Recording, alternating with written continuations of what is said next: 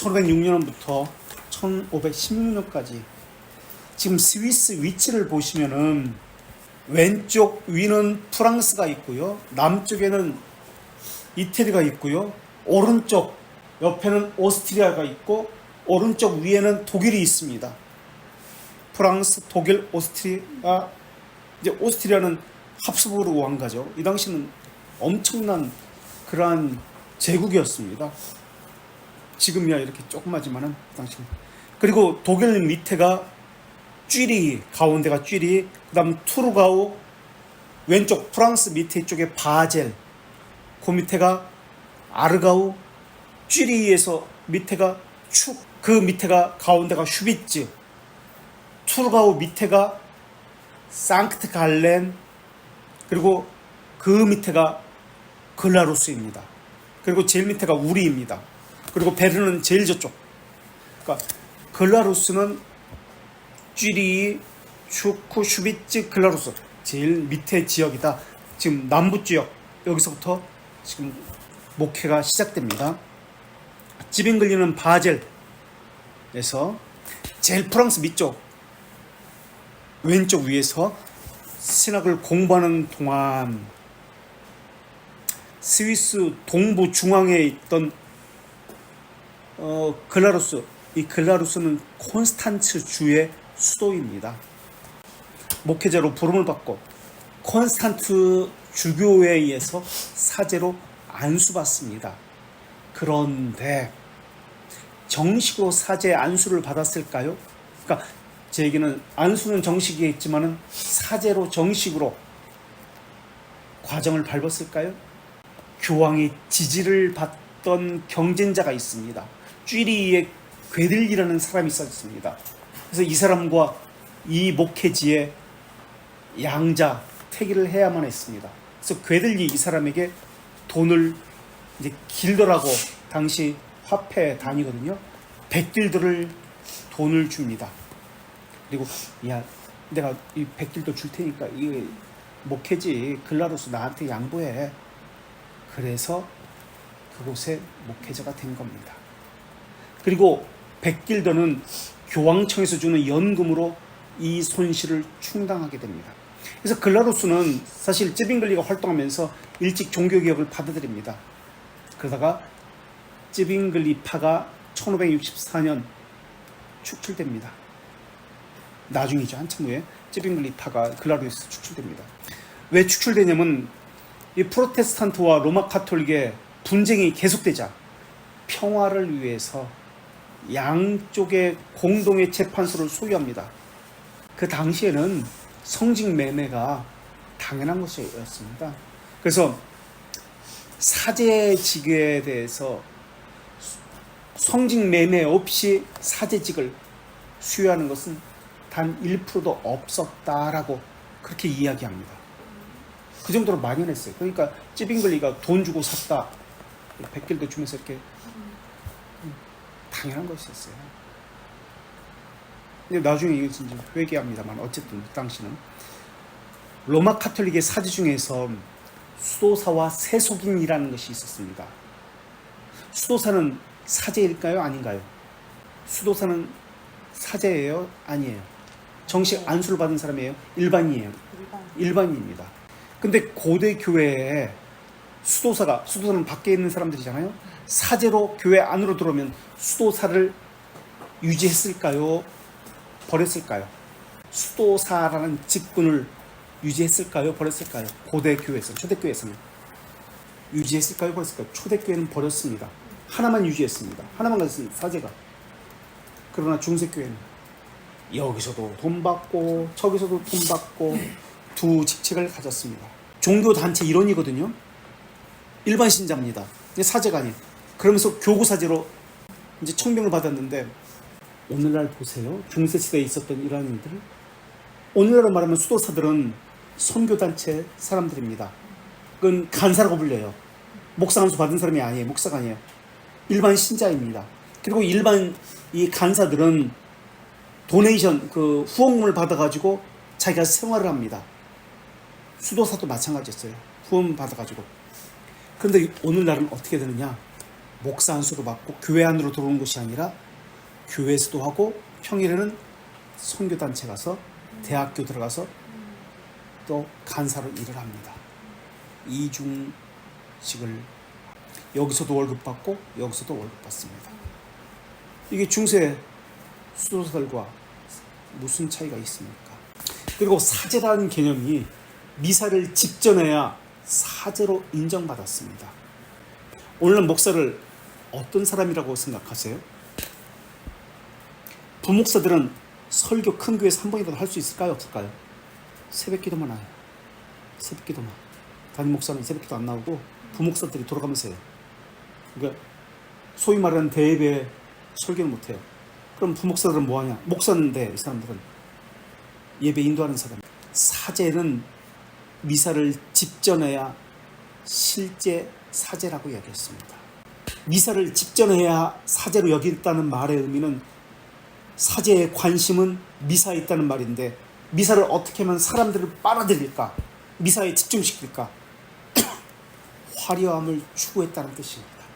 버라이어트계 연극을 하고 드라마를 짜고 영화를 보여주고 그게 사제라고 했습니다. 그래서 화려함을 가지고 프로그램을 가지고 이야기합니다. 그게 사제입니다. 그리고 성직록은 너 사제해라. 이 직분 그거는 누가에게 임명권이 있으면 감독에게 있었습니다. 감독이 사제로 임명을 합니다. 사제 수여권이 감독에 있었는데 중세 때는 어떻게 사제가 됐냐면 일반 신자인데 우리 아들 좀 사제 좀 시켜줘. 수도사인데 어디 있는데 좀 교회로 끌어서 사제 좀 시켜줘.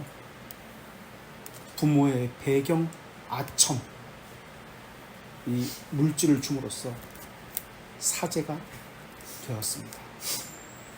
그리고 사제가 되면 성직록이라는 이제 돈을 받는 거예요. 그래서 생계를 뿌려갔습니다. 기능직입니다. 사제는. 목사 뽑는데 어때요? 담임 목사 뽑는데 부목사 뽑는데 교회 이렇게 어떤 사람을 뽑습니다. 이것이 나오잖아요. 기능직을 뽑습니다. 컴퓨터 잘하는 자, 운전 면허 1종 기능직을 뽑습니다. 이게 중세시대의 사제의 모습입니다. 기능직.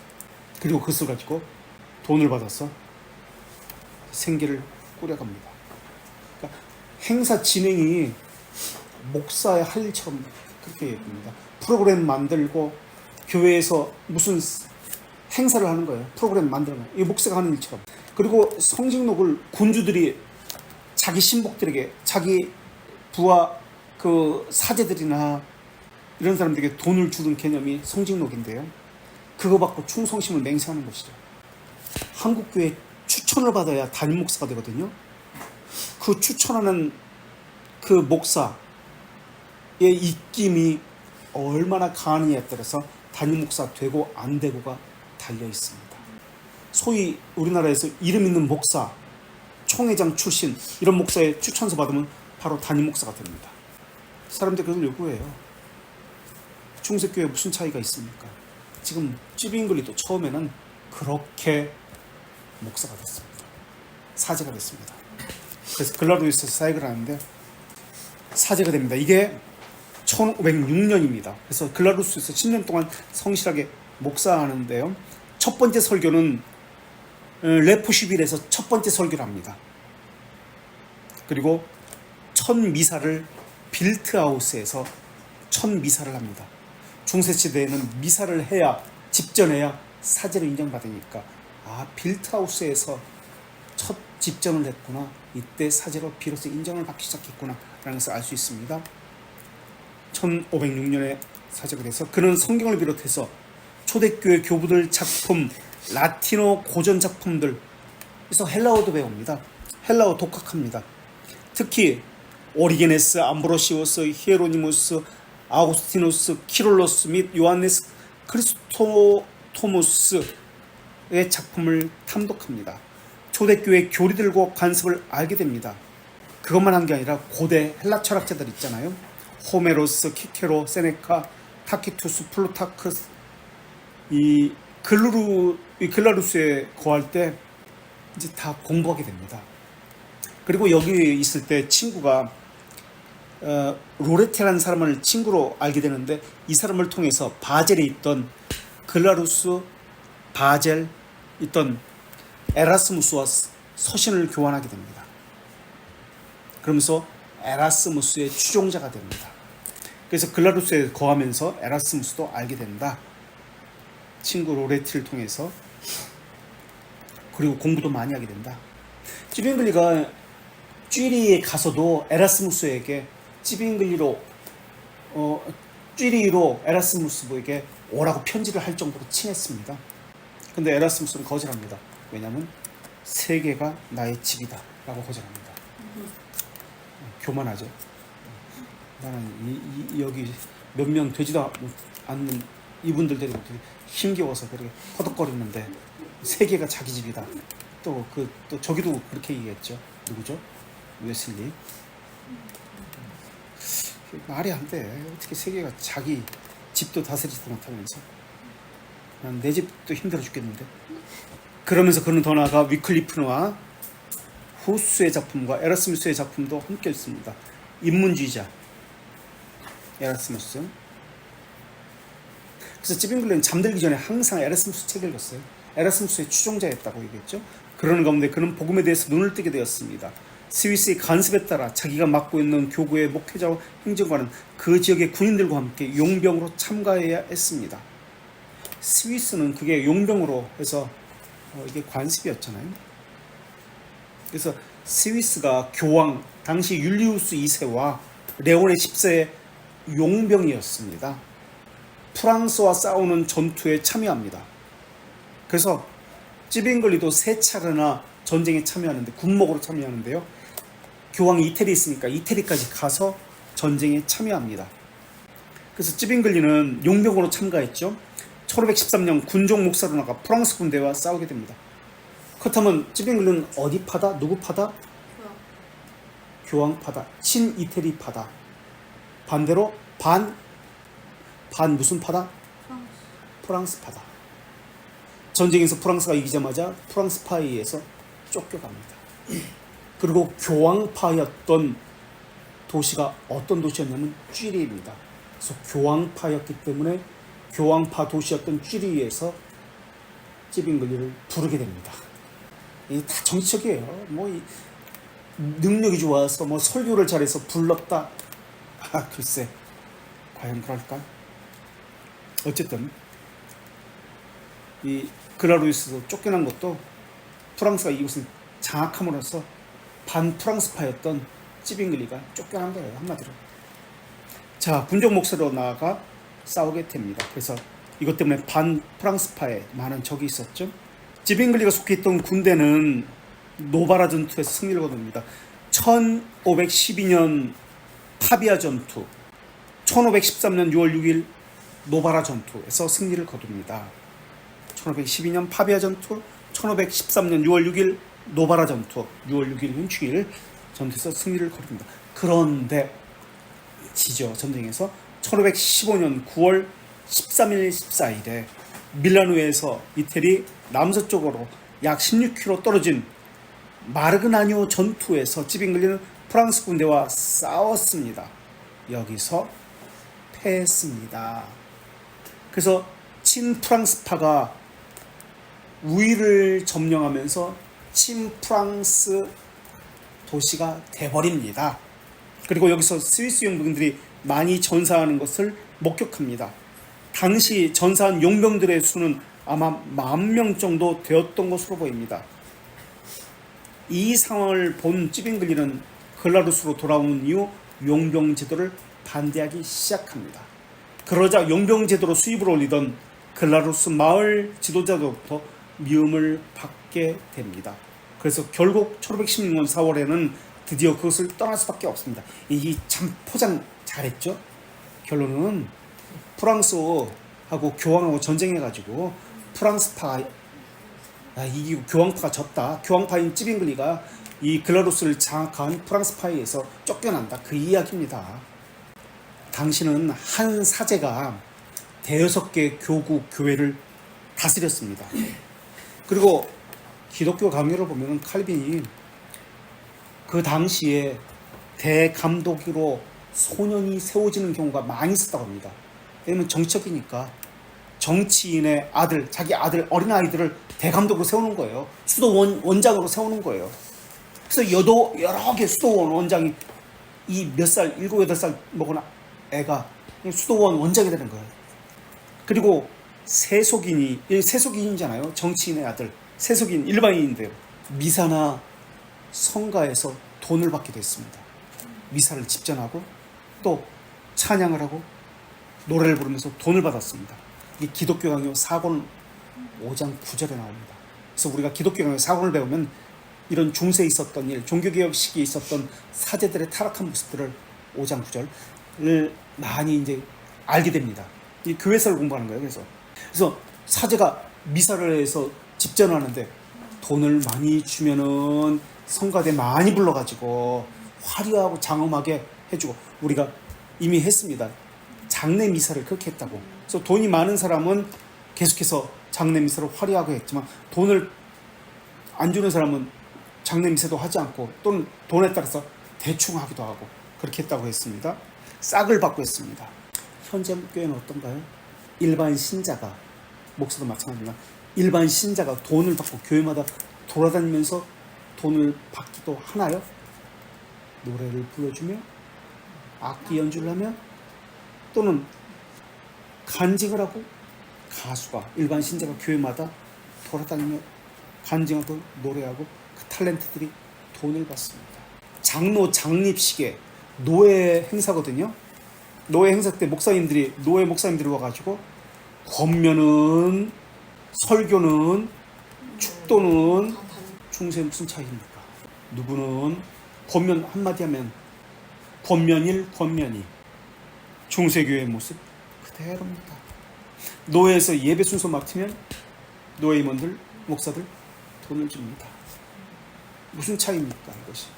오늘날과 중세교회, 이게 교회 타락이에요. 부패예요. 여전합니다. 중세교회 모습들, 미사회의 모습들.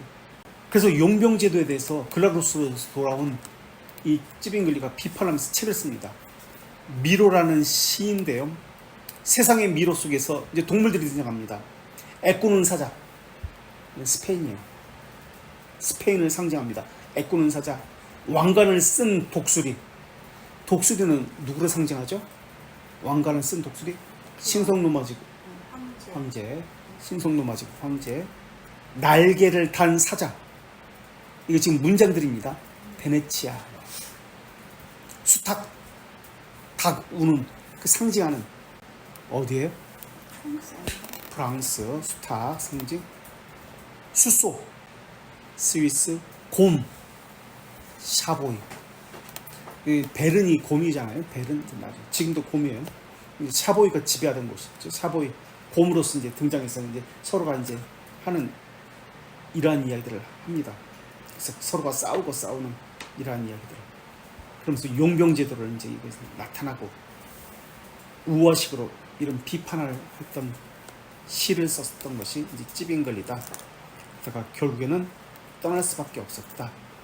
그런데 이제 떠날 때 글라루스의 찌빙글리는 이미 이것 때문에 스위스 전역에 유명한 사람이 되었습니다. 그래서 스위스에서 찌빙글리는 신학자가 아니라 누구로 알려졌냐면 애국자로 알려졌습니다. 스위스 나라의 그 부패와 부정을 고발하는 사람으로서, 목회자나 이런 사람이 아니라 사회운동가나 애국자와 같은, 민족주의자와 같은 그런 사람으로 알려졌습니다. 아이지른이라고 써있죠. 독일에서 마틴 루터가 로마를 방문한 무렵 찌빙글리는 글라루스를 떠나서 북서쪽으로, 이제 북쪽으로 갑니다. 아이지른이 아니고 슈비츠 칸톤에 속한 슈비츠 칸톤, 글라루스에서 좀 위쪽에 중간 지역이 슈비츠라고 했죠. 이 독일어거든요. 아이지른이 아니고 아인지델른입니다. 아인지델른, 이 EIN, 아인지델른. 1616년 가을 슈비츠 칸톤의 도시, 슈비츠 칸톤의 주 도시는 슈비츠입니다. 슈비츠는 무엇이 시작된 곳이라고요? 어떤 역사적인 사건이 있었던 곳인데, 슈비츠를 알아야 되는데, 슈비츠. 여기서 스위스라는 단어가 나왔습니다. 스위스. 예, 스위스 연맹 서약이 시작된 곳입니다.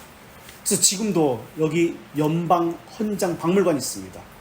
그래서 스위스라는 말이 시작된 곳이에요. 여기 슈비츠. 그 곳에 있는 도시 아이즈델른. 그런데 여기에 뭐가 있냐면 베네딕토 수도원이 있습니다. 근데 베네딕토 수도원이 있는데 여기에 유명한 것이 있습니다. 검은 마리아상. 베네딕토 수도원 내에 검은 마리아상이 있는데 눈물을 흘리는 거예요. 피눈물을. 그거 있잖아요. 검은 마리아인데 시커먼데. 그러면 어떤 사람들이 많이 찾아올까요? 병 고치려고. 또는 어떤 신실한 순례자들이 많이 와서 여기 헌금을 많이 합니다. 지금도 그렇죠. 1291년 슈비츠 우리 운터발텐에서 동맹을 맺었죠. 이것으로부터 스위스가 시작됐죠.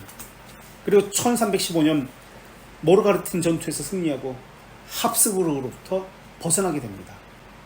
스위스 국기가 어떻게 생겼죠? 지금? 빨간 바탕에 그게 어디서 나왔을까요? 슈비츠에서 나옵니다.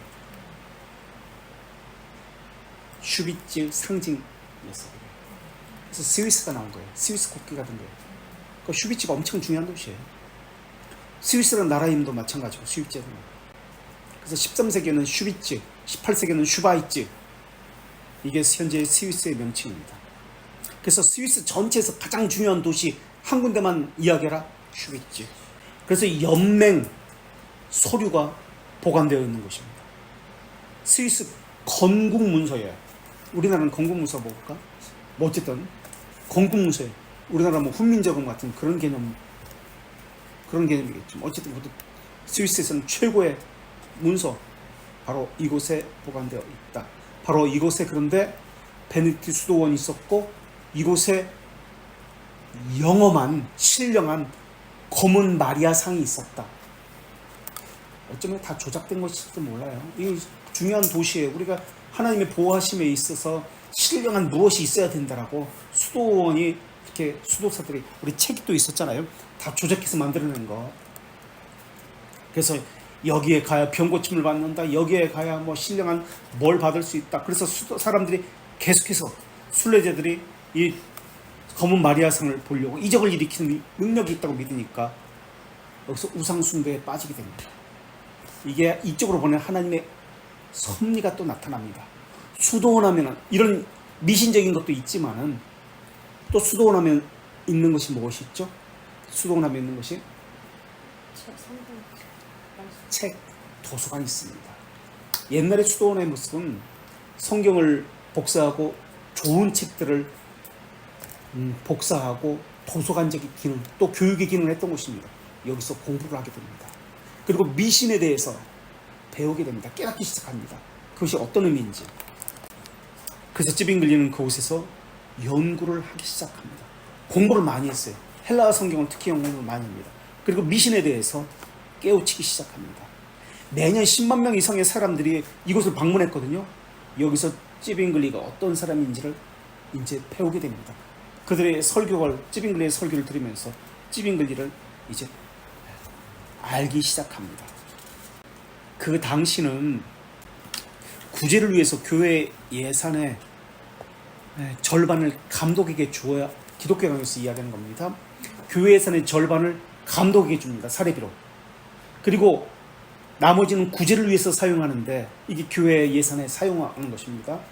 기독교 강에 나와요. 그런데 구제를 2분의 1을 구제를 위해서 사용하는데 그 2분의 1에서 4분의 1을 사제에게 또 줍니다. 사제는 이 4분의 1을 가지고 나그네를 접대하는 사역을 하라고 했습니다. 그런데 이 4분의 1을 받아가지고 나그네를 접대해야 되는데 그 당시 사제는 그것을 자기가 챙깁니다. 그리고 당시의 사제의 관심은 미사의 집전이기 때문에 어떻게 화려하게 하는가, 어떻게 가식으로 멋있게 보이고 장엄하게 보이는가, 외적인 것에 관심이 있었습니다. 그러니까 건축, 옷, 연회 준비에 관심이 있었습니다. 이런 미신적인 것에 대해서 찌빙글리는 이제 책망하기 시작합니다. 그래서 이 도시에서 미신 성모 마리아 예배를 비판하고 순례자가 많이 오기 때문에 이적을 익힌 마리아 상을 이제 헌금을 많이 하잖아요. 이것에 대해서 순례자들에게 많은 설교를 합니다. 가르침을 냅니다. 그래서 여기서 그는 인간이 만들어낸 형상들과 전통들에서 벗어난 복음의 순수한 교리로 들어갈 것을 외치면서 성경에 근거한 설교를 하면서 대중적 인기를 얻게 됩니다. 그래서 수도원 정문에 어떤 글귀가 써였냐면 이것은 죄책과 형벌로부터 모든 죄의 완전한 용서와 이렇게 써 있습니다. 이것은 죄책과 형벌로부터 모든 죄의 완전한 용서와 그리고 찌빙글리는 여기서 이제 성지 순례, 마리아 숭배 이런 모든 관련된 표지를 다 제거해내기 시작합니다. 그러면서 대중적 인기를 얻었습니다. 그래서 많은 역사가들은 찌빙글리의 종교개혁은 1516년 바로 아이즈델른에서부터 시작된 것이 아니냐라고도 이야기합니다. 그러니까 루터보다 1년 빨리. 근데 찌빙글리는 루터 같은 결과물이 없었습니다. 민족적인 영웅이 되질 않아요. 단지 로마 카톨릭 내 교황파였다고 그랬잖아요. 교황파 내 진보주의자다라고만 알려졌습니다. 그래서 찌빙글리가 쥐리에 가서 교황의 지역인 찌빙글리가 쥐리에 가서도 실수를 하고 잘못을 하고, 잘못은 아니죠. 그들 편에서는 잘못이라고 실수라고 보이지만 종교개혁을 해도 교황이 감싸줬습니다. 진보주의자다라고 여겼기 때문에. 그래서 교황으로부터 철저히 심의를 받던 사람이 이 찌빙글리였습니다. 그래서 교황청으로부터 매년 5년간 50길더를 받았습니다. 1520년까지. 교황 특사가 이 찌빙글리를 교황청 목회자로 임명하려고까지 했어요. 그 정도로 교황청으로부터 인기 있던 신임을 받던 사람이었어요. 연금을 2배로 주겠다. 교황청 우리 목회자로 가자라고 했습니다. 그리고 가는 동시에 바젤의 참새회원 자리도 주겠다고 얘기합니다. 근데 거절해요, 찌빙글리가. 뭐라고 거절하면 그렇게 되면은 돈 때문에 이 진리를 희생시켜야 된다. 나는 진리를 희생시키고 싶지 않다라고 거절합니다. 그런데 너 참 훌륭하다. 젊은 사람이 돈도 안 밝히고 진리에 대해서 교황에 충성하겠다니 이렇게 생각한 거예요. 그래서 돈은 아낌없이 지원하기 시작합니다. 그래서 돈 걱정은 하지 않습니다. 찌빙글리는 쥐리 가서도 마찬가지입니다. 자, 그래서 성경에 근거한 설교를 하면서 대중적인 인기를 얻게 됩니다. 그런 중 쥐리 교구 목회자가 세상을 떠나자 아이즈른에 거한 지 3년째 되던 해 1518년 12월에 절대적 지지를 얻어 쥐리 목회자로 선출됩니다. 그래서 1519년 1월 1일입니다. 1월 1일이면 무슨 날이죠? 1월 1일, 1519년 1월 1일인데 쥐리에서 목회가 시작됩니다. 1월 1일이면 쥐리의 1월 1일인데 누구라고요? 뭐라고요? 생일이에요. 생일. 쥐빙글리의 생일. 35살 된 생일입니다. 그래서 쥐빙글리는 쥐리에 가서 마태복음부터 설교하기 시작합니다. 글라루스에서 추방당하시피 해서 아이들네 왔던 쥐빙글리는 디폴트와 같은 친구를 사면서 그들이 소유한 귀중한 문서들 수도원에 도서관이 있었기 때문에 접하게 됩니다. 거기서 인문지자들과 발돋움할 수 있었습니다. 그래서 에라스무스 학파가 되는 거예요. 에라스무스 학파 추종자가 됩니다. 어떻게 보면 그곳에서 기독교 철학을 이해하게 되고 에라스무스와 신약 성경과 교부들의 작품을 설립했다고 할 수 있습니다. 로마 카톨릭주의가 얼마나 터무니없는 단체고 비성경적인지 철저히 이론적으로 깨닫게 됩니다. 비성경적이게 깨달았지만 교황파로서 여전히 매년 50길도 연금을 받았죠. 교황 특사가 누구였냐면 푸치우스였어요. 푸치우스. 이 사람이 거주하고 있던 곳이 교황의 거주지, 교황청의 특사인 푸치우스가 거주한 곳이 어디냐면 어디일 것 같으세요? 그래서 쥐리로 찌빙글리를 이 교황청 특사인 푸치우스가 부른 거예요. 그래서 목회하래. 물론 인기도 있었죠. 근데 이를 거절하죠. 근데 이제 돈을 거절하고 교황청 특사로 하는 것을 거절하죠. 어쨌든 1523년에 1월 28일 교황 하프리아누스, 하드리아누스 6세가 찌빙글리에게 편지까지 합니다. 생각을 해보세요. 지금까지 전쟁에 참여까지 합니다. 스위스 용병으로. 누구 편에서? 교황 편에서. 계속 교황을 지지했어요. 전쟁에 계속 참여했어요. 교황을 추종하는 자 여겼던 거예요. 교황청에서는. 그리고 이 사람은 지금 쥐리히에서 교황청에 더 많은 영향력을 끼치도록, 교황에 대한 영향력을 끼치도록 쥐리히로 부른 겁니다. 그렇게 된 거예요.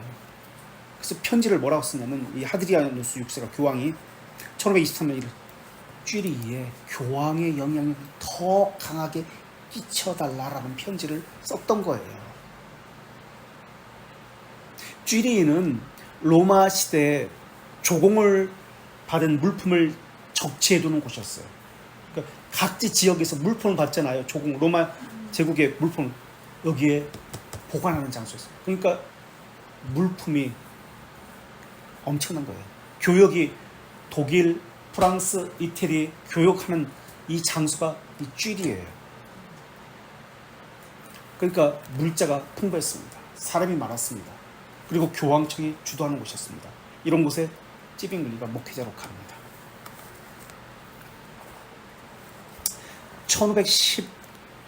1515년에 루체른, 우리, 슈비츠, 울토발텐 연맹이 지금 맺어졌는데, 여기에 1515년에 쥐리히도 연맹에 가입합니다. 그리고 쥐리히에는 외국 대사들이 거주하고 있었던 곳입니다. 외국 대사들, 로마 교황청의 영향력도 강했지만 왜 쥐리히에 용병들이, 대사들이, 각국의 대사들이 거주했을까요? 물품도 많았지만은 스위스 용병들을 서로가 경쟁적으로 이렇게 돈을 주고 살려고, 용병들을 자기 나라를 위해서, 바로 그런 곳이 쥐리히였어요. 그런 곳에 부임하게